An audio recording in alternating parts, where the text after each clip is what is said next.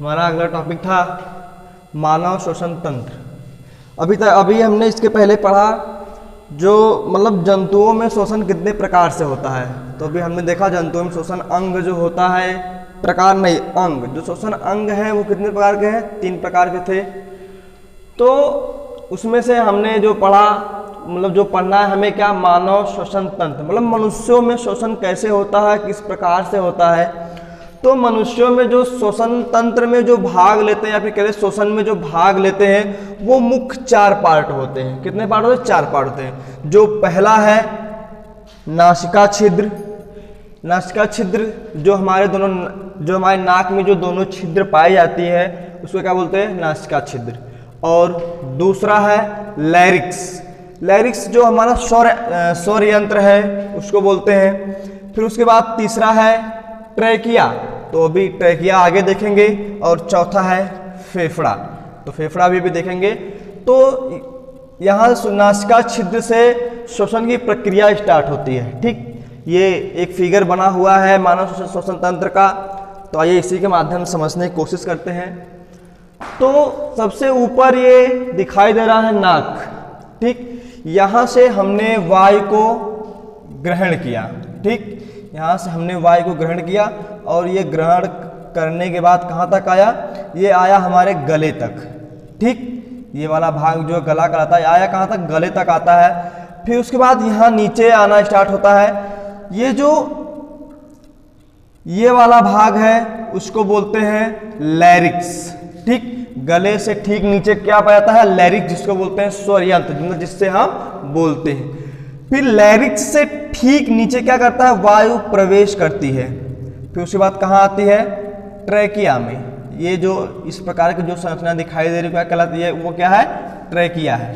ठीक, ये क्या करती है, जो वायु हमारे अंदर प्रवेश करती है तो क्या करती है, ये ट्रैकिया जो होती है उनको धीरे धीरे मतलब उनकी एक गति को, उनकी मतलब जो श्वास लेने की जो गतियां, उस गति को क्या करती है, पहले इस ट्रैकिया में प्रवेश करेगी, तो उसके बाद ये खुलेगा, ये बंद होगा, ये बंद होगा, ये खुलेगा। इस प्रकार से क्या करती है, हवा होती है वो धीरे धीरे हमारे यहाँ अंदर तक आती है। ठीक, और जैसे फिर इसके बाद यहाँ से जो हमारा जो श्वास नलिका है ये क्या 2 भागों में विभाजित हो गई है, एक इधर गई है और एक इधर।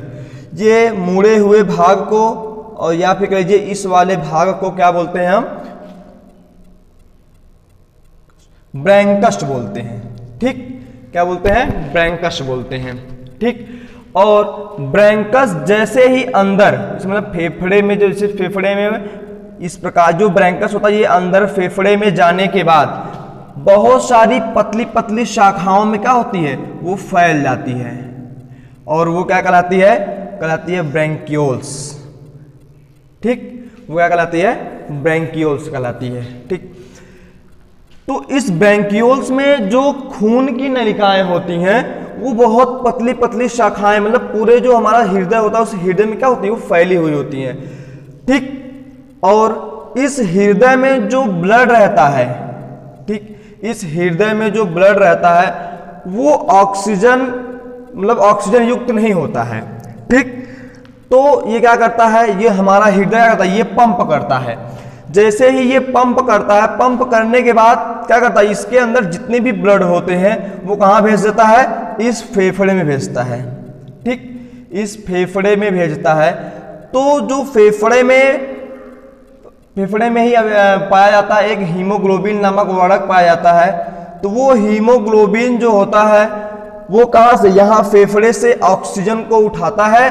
ऑक्सीजन को उठाने के बाद क्या करता है, वो इन्हीं के माध्यम से क्या करता है, वो हमारे विभिन्न भागों में भेजने का कार्य करता है। ठीक, और हमारे हृदय में ब्लड आते कहाँ से हैं, तो ये जो हमारे मान लीजिए पूरी शरीर है, ये जो जितने भी अंग हैं इन अंगों से ही क्या करता है, ब्लड आता है कहाँ, हृदय तक आता है। और ये हृदय क्या करता है, ये पंप करके ये फेफड़े में पहुंचा देता है। पहुंचाने के बाद ये फेफड़ा क्या करता है, इस फेफड़े में ऑक्सीजन युक्त हवा जो है या फिर ऑक्सीजन जो है क्या होती है, उपस्थित होती है। तो वो जो हृदय में जो ब्लड होता है वो ऑक्सीजन उसमें ऑक्सीजन की उपस्थिति नहीं होती है। लेकिन जैसे ही हृदय क्या करता है, पंप करता है, पंप करने के बाद जैसे ही ब्लड को कहाँ भेजता है, फेफड़े में भेजता है, तो वहां पे क्या होता है, ऑक्सीजन पाया जाता है। तो वो क्या करता है, वो जो यहाँ पे हृदय में जो ब्लड आता है वो क्या होता है, वो ऑक्सीजन युक्त ब्लड हो जाता है। तो इसी मतलब उस ब्लड में क्या हीमोग्लोबिन नामक एक वर्णक पाया जाता है। तो वो हीमोग्लोबिन क्या करता है, जो ऑक्सीजन होता है उसको क्या करता है, अपनी तरफ खींच लेता है। तो हीमोग्लोबिन जो है, उसी हीमोग्लोबिन की सहायता से जो ऑक्सीजन होता है वो हमारे विभिन्न भागों में पहुंच जाता है। ठीक, ये सबसे निचला वाला जो भाग है वो कहलाता है डायफ्राम।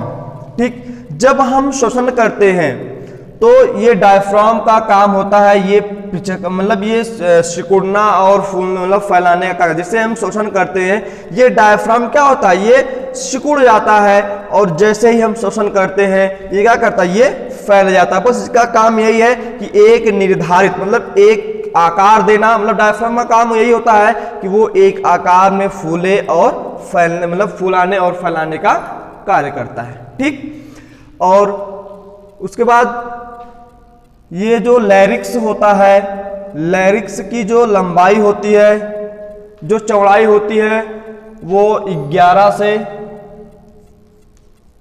12 सेंटीमीटर चौड़ी होती है और इसकी जो मोटाई होती है वो 16 mm होती है।